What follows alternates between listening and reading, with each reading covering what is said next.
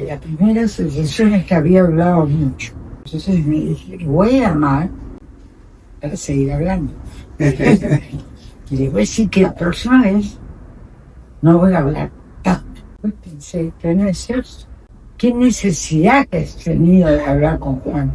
Contarle cosas que nunca le has contado casi ni a tu analista.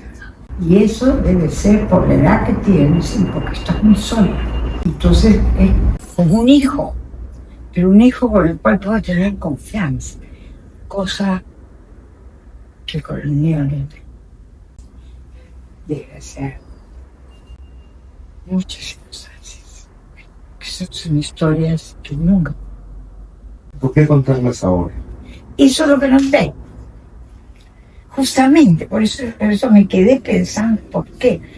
Porque yo creo que ha sido terapéutico para mí. O sea, por eso, porque estoy muy sola, porque estoy muy viejita, por contarla, porque a veces, por momentos, me revelo contra esa historia, ¿no? Me da mucha pena que me haya tocado de esa manera. También creo que tiene que ver con que yo soy como 20 años, que dejé de analizarme. Yo me he autoanalizado, yo he hecho un autoanálisis. Hay una serie de cosas que yo no vi en mi análisis, pero yo sí he visto conmigo misma. Sobre todo en relación a mi madre y a mis primeros 10 años. Creo que es producto de todo eso. Y luego creo que porque te tengo cariño y sobre todo te tengo confianza. Creo que tiene que ver fundamentalmente con un balance vital que coincide. Tengo la sensación que tengo cerca el fin. Entonces, no sé si es 1, 5, no me lo doy más de 10. Estoy muy sobre ese tema, siempre, todos los días. Cuando piensas en la muerte, ¿cuál es la fantasía? Porque cuando le doy, para mí es un sueño, lo que no se duerme. Miras el momento que llegue con paz? Cada vez más paz, cada vez más paz. Lo que pasa es que yo he volteado el argumento de una manera muy de mi manera, que es, no me gusta porque yo amo la vida. Entonces yo quiero seguir viviendo 80 años más con mi vida. Eso ya sé que no es posible. Lo único que sí es temor al dolor. Y lo tengo hablado con mi médico. Yo tengo un solo médico que ha trabajado conmigo él, sus cosas, y es amigo mío, es hombre 70, ¿no? Pero a quien quiero mucho, he dicho, conmigo solo cuidados paliativos. No quiero nada. Invasivo. Nada de nada. No. Ustedes, ahí nomás, como sea. Pero solamente que yo no quisiera sufrir, nada más si se pudiera no quisiera sufrir física. Tengo que hacer un documento, voy a dejarlo escrito. Aunque tengo todos mis papeles, tengo un testamento, todo listo. Hasta el sepelio tengo pagado. Mi mamá, creo que lo que no quería era ser físicamente dependiente. ¿No? Aunque yo soy muy dependiente físicamente de aire. Claro, yo hago mis propias cosas siempre ella está conmigo. Hace 45 años que vivimos juntos. Entonces, ella viene aquí, me hace camisones, me cepilla el pelo, me ayuda a ponerme algunos vestidos, algunos zapatos cuando soy muy mala la columna, me camine. Bastante dependiente para lo que he sido siempre. Sí, soy un poco de aire, sí soy dependiente, sí, sin duda. Pero yo sé lo que tu mamá decía. Eso, baño, higiene, ¿no? Eso. Eso tiene que ver también con los afectos. Quiero ser dependiente de los afectos. Por ejemplo, ahora subí cuando almorzamos, yo subí y iba a dormir siesta. A esa hora no tenía registrado que iba a salir a las 6. Entonces subí, me puse mi camisón y me eché en la cama porque estoy leyendo ya hasta la mitad de las 1000 páginas de Gamboa sobre el comienzo del mundo o el fin del mundo. ¿Quieres que lea? Mira, Sí, sí, sí. ayer a las 10 de la mañana empecé a leer y no paré hasta la 1. A la 1 me puse a dormir. Todo el día he leído. Solamente me tuve un ratito, todo el día, con el año 80 para adelante. Y no sabía de vuelta. O sea, tenía una coctelera en la cabeza. Vine a vivir a esta casa en el 84. El 13 de agosto del 84 entramos a esta casa. Y entonces pensé, ahora que me eché en la cama, ¿sabes? Estoy solita. Esta cosa de estar sola. Estar sola. Siempre estoy haciendo algo. O duermo, o leo, o escribo, o dejo, o juego. Siempre hago algo. Yo creo que en esa época que me has encontrado, me había venido un mal momento por el tema de la venta de mi casa De playa. Yo quería quedarme a vivir allá. ¿Y por qué no? ¿Y por qué no lo haces? No tendría que dejar esta casa. No, quiero las dos. Muy bien. No hay sino veterinario, que es muy bueno. Es el libro con el propiedad. Claro. Y luego todavía tengo una cierta vida acá allí. A veces estamos conversando. Muy bien. Muy bien.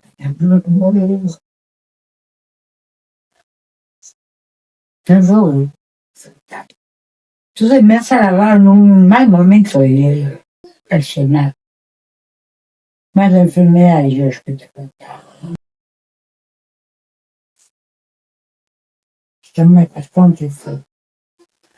Ha perdido un riñón. Y como él tiene un problema cardíaco muy severo, 6 estén. Y es de un riñón. Estamos ahora en medio de hacer un trasplante. En el Perú, todos los trasplantes, todos los pacientes están muertos. Tu primera infancia, tus primeros 10 años. Sí, mencioné. No he hablado. No vas a hablar. ¿Qué pasó hoy? Ay, no. ¿Qué suele pasar en la base fundacional de los seres humanos son estos 10 años? Y no le prestamos mucha atención. Como padres, respecto a los hijos, porque no. Y luego. No se sabe lo que uno se está metiendo. ¿No? Exacto. Y luego después cuando miramos atrás tampoco sabemos ver que eso que pasó tiene que ver con lo que pasa hoy día, ¿no? Mira, lo que pasó fue, te lo voy a decir en grandes rasgos porque no quisiera entrar en eso, salvo que alguna vez me des hora terapéutica y me sientes sin grabación ni nada, claro. Te lo cuento. Pero si no, no lo voy a mencionar más que así, someramente. Pasó lo siguiente. Mi madre no quería tener hijos. Había venido a España a los 16 años, con mi abuela el año 34. Cayó Leguía, hicieron a Prisca, empezó la naturalía, lo que después era ser la medida. Y las retractaron. Hay todo un capítulo tremendo para entender a mi madre, lo voy a dejar entre paréntesis.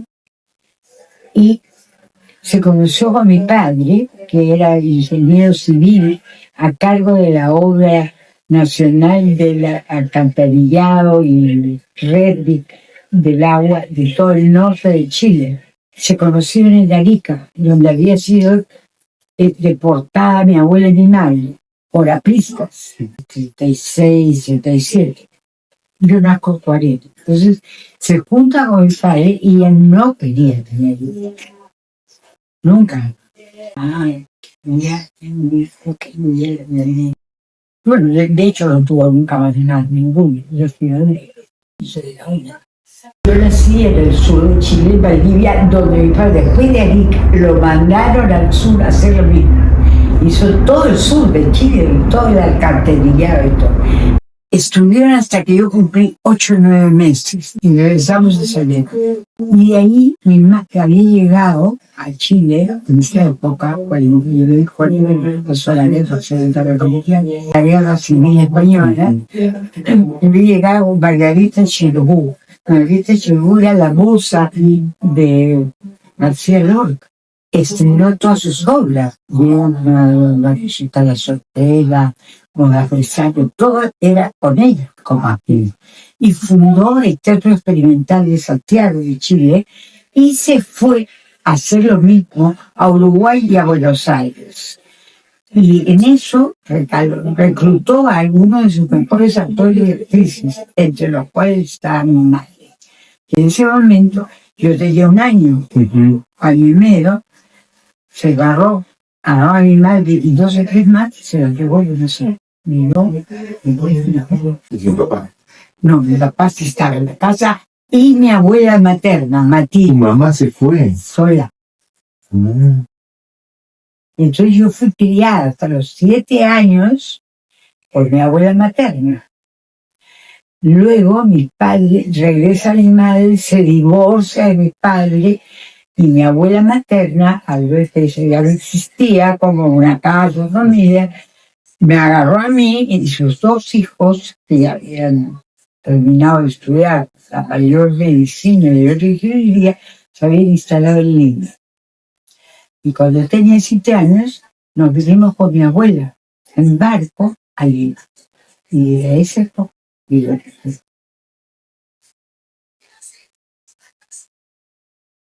y empecé a vivir con mi madre a los 11 años. ¿Cómo fue el reencuentro? No recuerdo mucho. Pero fue una relación muy linda. Y tampoco paró. Ella siguió viajando y tal. Yo recuperé a mi madre viviendo en esta casa del 84. Porque hicimos casa y casa, donde vivía acá. Y entonces vivimos esos años juntos. Fue la única vez que hemos vivido juntos y por encima de todo. Esa es una historia complicada, ¿no? Doloroso. ¿Ah? Doloroso. Muy. Porque creo además que mi abuela Matilde, que me enseñó muchas cosas, Matilde Acete Chocano, tenía mucho carácter, era muy bonita y era una mujer del mundo, digamos. Había vivido en Barcelona muchos años, 30 años. Se casó con el español. Mi abuelo Braulio, la santa, fue alcalde del Cusco 2 veces. Es el que hizo el Teatro del Sol y la Avenida del Sol, con su dinero, que después de día cayó y no se la devolvieron. Que tuvo una quiebra y luego empezó de nuevo y volvió a hacer dinero. La historia de mi abuela es otra historia, pero ¿por qué se fue a España? Entonces, y con sus 2 hijos y mi madre no había nacido. Esto ocurría el año 7, 1907 u 8. Mi madre nació el 18 y vino en Perú 34. Yo no sé 40. Y mi abuela, una mujer muy guapa, de lo que se podría llamar una alcurnia provinciana en el Cusco de aquella época, casada con un español que había venido en misión diplomática para abrir el camino de Manaos al Cusco y de Manaos a Río de Janeiro, porque no había canal de Panamá. Vamos a hablar antes del Río 14. Hicieron abrir una trocha para no tener que ir por Magallanes y venir a América de este lado. Nunca se hizo. Se hizo primero el canal de Panamá. No me quería, mi abuela. Estaba como atrapada por mí en una casa bien, todo, pero con mi papá en su oficina trabajando. Y ella todavía era una mujer, yo supongo, de 50 y tantos años. Acá en Chile, en otro país. Está lejos de todo. el cosmopolitismo que... Barcelona. Claro. Primero París y luego Barcelona, 30 años. Ujú. Muy cosmopolita. Muy cosmopolita. Por último, Lima, gozando de la Lima de esas épocas. Todavía no Lima, Santiago. De frente Santiago. De frente Santiago. Hasta que yo tuve 7 años. Ujú. Recién a esa edad vivimos las dos en el barrio. ¿Pero ella era limeña? No, No. Porteña. Los Astete Chocanos son una familia patricia porteña. Y claro, era muy bonita. Y yo nunca he sido bonita. Entonces siempre se me miraba a jugar y decía, qué pena que haya salido tan fea. Sí.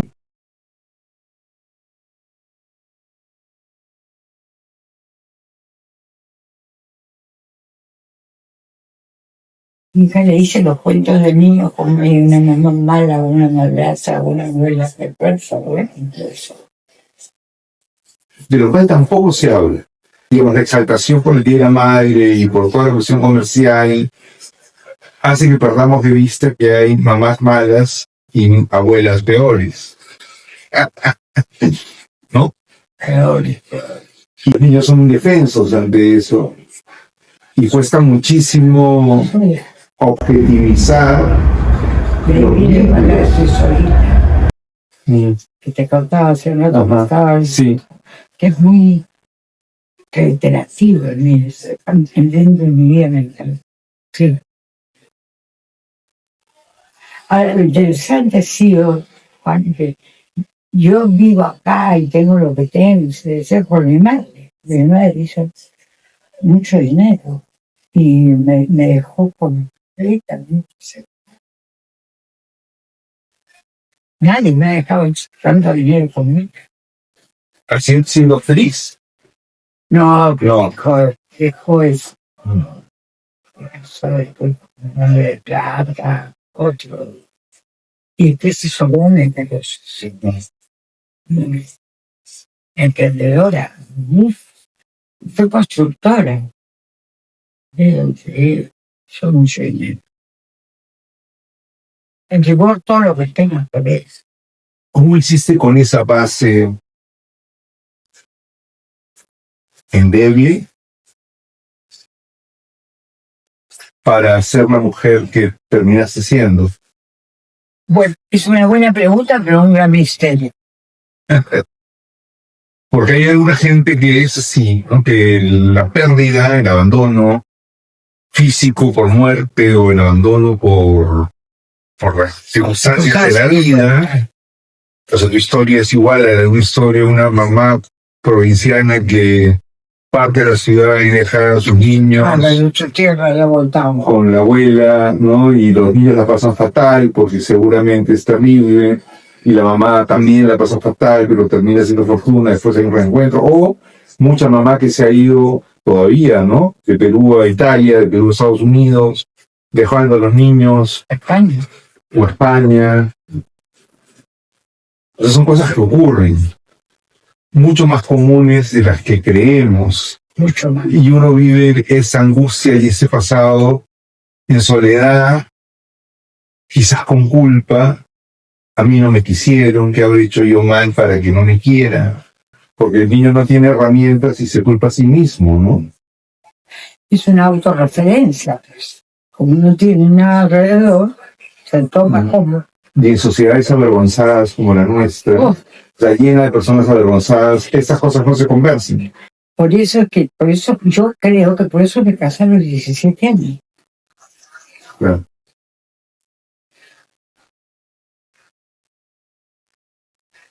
Mi razonamiento en esa época era así. Tengo varios pretendientes. 2 o 3. ¿Cuál es el mejor partido? Con esto lo hago. ¿Cuál es el mejor partido? No es a cual quiero, de cual estoy enamorada. No. Igual podría construir una vida. No, sí, la familia. Y yo lo que más quería era tener una familia, hijos, casa, perro, gato, todo lo que tengo ahora. Y estar con ellas. Y esta enfermedad. mi perro y mi gato, porque de los digo nada, los nietos menos. Ay, Dios mío. Ahora, yo quisiera volver a tu pregunta, ¿por qué ahora? Ujú. Yo creo que es la oportunidad y por suerte. Creo que tengo mucha confianza. Ahora, yo no sé si es una ingenuidad mía, pero no tengo ningún motivo para no tener confianza. Te conozco hace 20 años. 30 más. 30. Quizás más. Ya son. Quizás 33. ¿No? Sí. 33. ¿No es cierto? Ajá. Pero, amigo, Ah. concedámonos, concédeme esa cosa. En el sentido de que no es solamente un sinceramiento senil de una viejita abandonada en el mundo. Plus que eso, más que eso, además, quizás eso también, es un amigo con el que te encuentras 20 años después y conversas. Quizás. Bueno, así lo vivo, así lo siento. Aunque siempre te he seguido, siempre te he tenido en mi ojo de siempre, donde estabas, con quién estabas, todo. Siempre he tenido informantes sobre lo que pasaba contigo. Siempre estabas sabiendo por dónde andabas. Siempre, después de que tenemos las redes, siempre te sigo todos los días. ¿Quién está? ¿Quién no estás? Me apeló mucho lo de Puta Hermosa. Me angustió mucho quedarse en casa. Uf.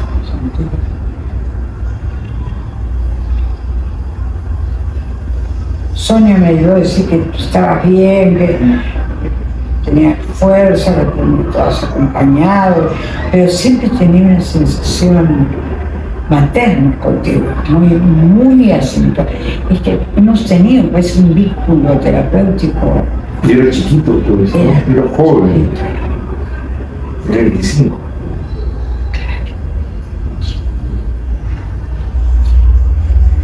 Bueno, por lo menos se tiene que disculpar por amar, ¿no? Vaya, me dio. Enhorabuena, ¿no? Es bueno que uno puede tener amigos como tú y tu amiga con el otro. Totalmente. Claro. Y tú verás de cuidarme, ¿sabes? Sí. Cuando vaya teniendo mucha senilidad, pero por cada vez. Pero en todo caso es una historia como verás triste hasta la los animales.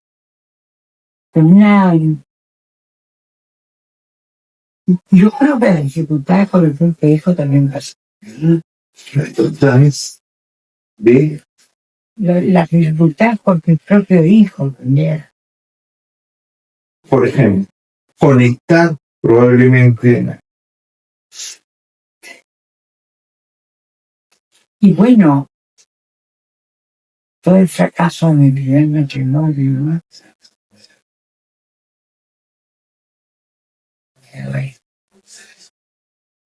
Por eso es que yo insisto mucho que a mí la vida me la salvó Marco.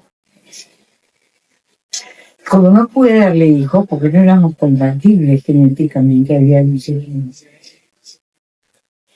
una molécula que no funcionó. Empecé a usar su apellido, por eso sí, porque me parecía que era una manera de honrarlo. No era su hija, pero era su mujer, su compañera de vida, Anatica Plan, su matemática. Qué represión que tengo más que agradecer a él que a mi padre. Siendo mi padre dentro de lo que pudo, fue muy bueno conmigo, muy cariñoso y amoroso. Yo iba todos los años a verlo.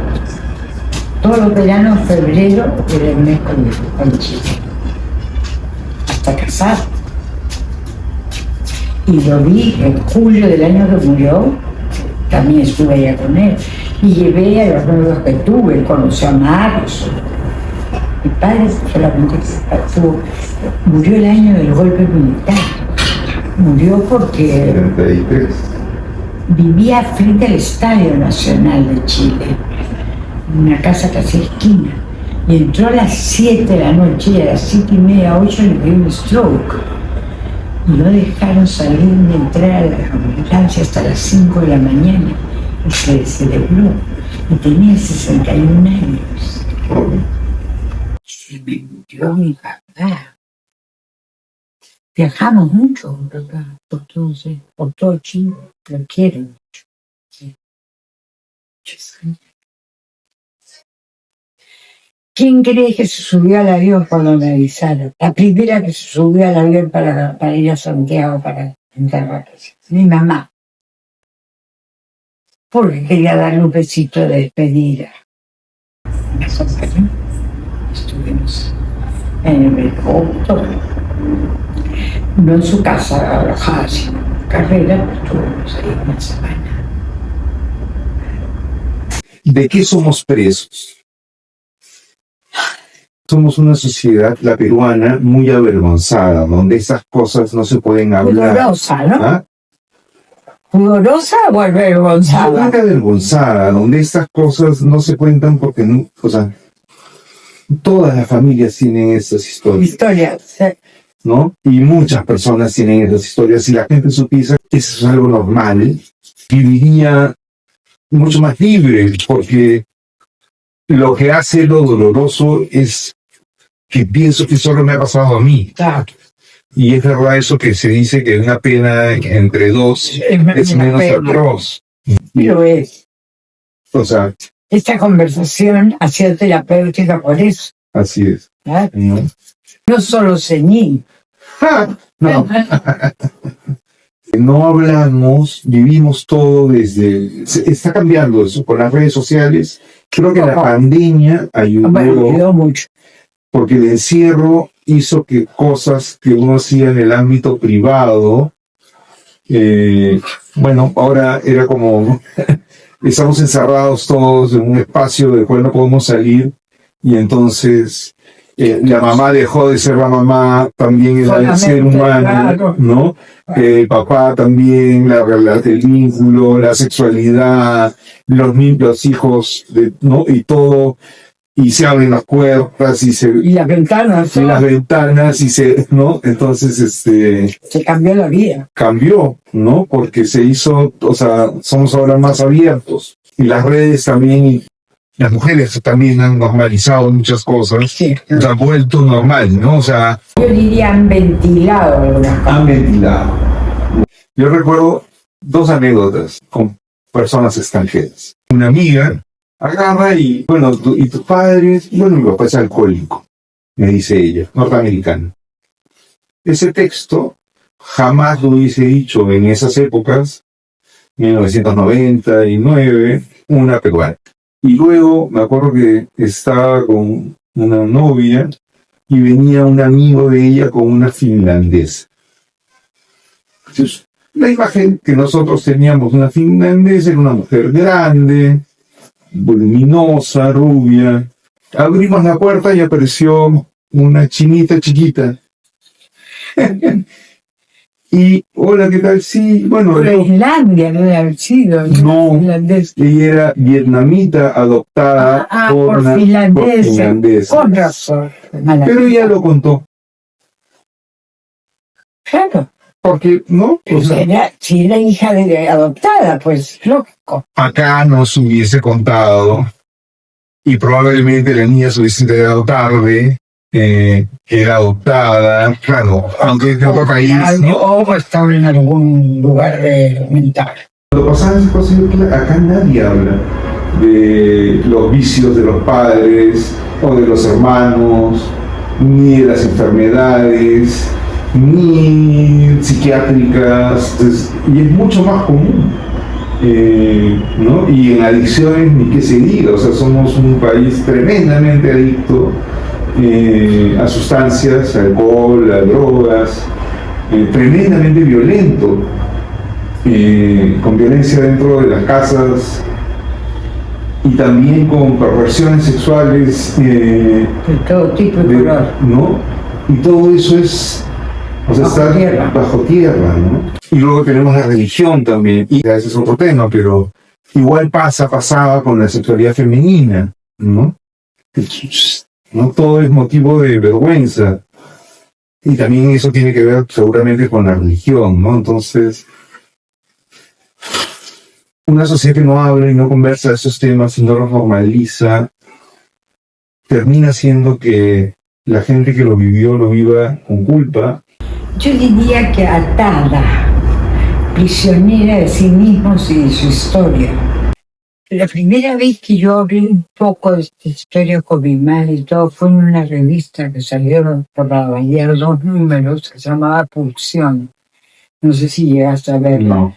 Me la hizo un colega y de la sociedad, en psicoanálisis, se Pulsión. La primera, y me entrevistó a mí por ser la primera mujer, etc. Yo la vi por primera vez y lo leyó mi hijo y no le pareció bien. Ahora, cuando a él no le parece algo bien, significa que no lo voy a ver 6 meses. Ya no lo vuelve a hablar. Se retira de...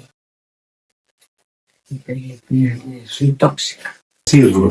Yo, para él, soy tóxica. Ajá.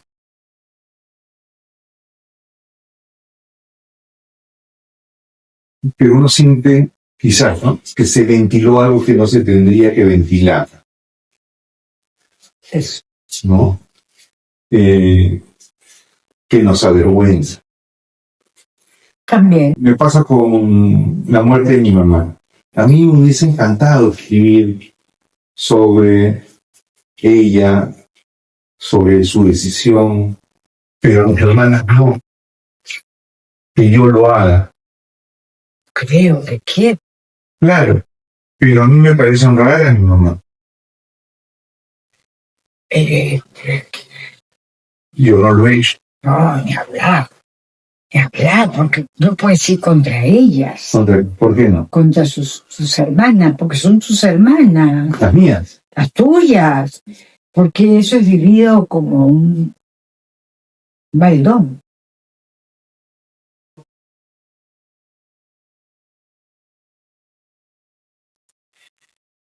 Porque es un drama, ¿no? Es un drama. No un baldón. Es un baldón. Pero que Ellas se tapan, se ocultan. ¿Por qué no los...? yo tuve la suerte de conocer a gente en una red de emprendedores sociales, gente muy increíblemente capaz en algunas cosas. Y conocí a un chico, un adulto, Feliciano Reina, que había fundado una clínica para personas con HIV. Él era un publicista muy destacado en Venezuela y se enamora de ella. Se enamora y su novio se contagia de HIV y muere. Sí. Y él decide dejar la publicidad y fundar una clínica en Venezuela para personas con HIV, bajo el concepto de que nadie atendería más empáticamente a una familia y a un enfermo con HIV en esas épocas que un familiar de alguien que ya vivió la experiencia. ¿Eso qué quiere decir? Que los que más sabemos podemos ayudar a los que recién están viviendo un proceso. Pero si callamos, los procesos se siguen viviendo como... enredando, ensuciando, terrible, ¿no? todo. Por eso yo digo, yo debería hablar. O yo debería contar ciertas cosas. No es fácil. Tienes razón. Pero hay este cuidado del otro que impide. El primero, no descubras esto, o sea, no destaques, ¿no? O sea, déjalo tapadito nomás. Claro. El primer impulso de los otros es, No así tocar. nomás está bien, ¿no? ¿Para qué abres? Ya está. también está el recordar y todo eso que es doloroso, ¿no? Pero también procesarlo. También, eso sí. Es verdad. No se deshace en exceso. Eso lo terapia. Claro, es verdad. Hay que usarlo. Porque, claro, algún tipo de experiencia, como por ejemplo, la violencia o violaciones, o la experiencia de suicidio, la experiencia de ataques, ese tipo de experiencias dolorosas de cualquiera que sea. Digamos, lo que se pretende es negarla y decir nunca sucedió, porque así entonces tapamos eso como un muro y seguimos la vida, eso no pasó. No es solamente para los demás, sino para uno mismo. Uno nunca más se acuerda de ninguna de esas cosas. Cuando te decía la semana pasada que yo tenía una pequeña estadística de cada 10 mujeres, 9 habían sido manoseadas, tocadas, hasta lo máximo. No las 9, pero todas, etcétera. No es solamente no participarlo a la sociedad, sino que uno misma, eso no existe. Es decir, la negación juega un papel muy fuerte. Y no hay duda. Porque se vive con vergüenza. Porque además hay la sensación que uno es culpable de que eso ha pasado. Por algún motivo, por algo que no hizo. Exacto. O por lo mismo que tú decías hace un rato, el niño que se pregunta, y yo, decía Melanie, yo soy la culpable, porque por eso pasa a mí. Algo he hecho yo que hace que sucedan estas cosas. ¿Sí? O incluso, en el caso de cuestiones sexuales, perder sentir placer. Pues súmale. Eso se oculta, pero a rajatabla. Eso es lo más temido. Aunque haya existido placer. No solo, sino que es muy probable que en una mayoría muy alta siga siendo la fantasía fundamental para conseguirlo.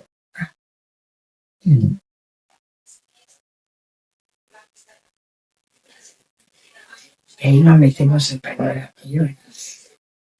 Es decir, queda la huella erótica.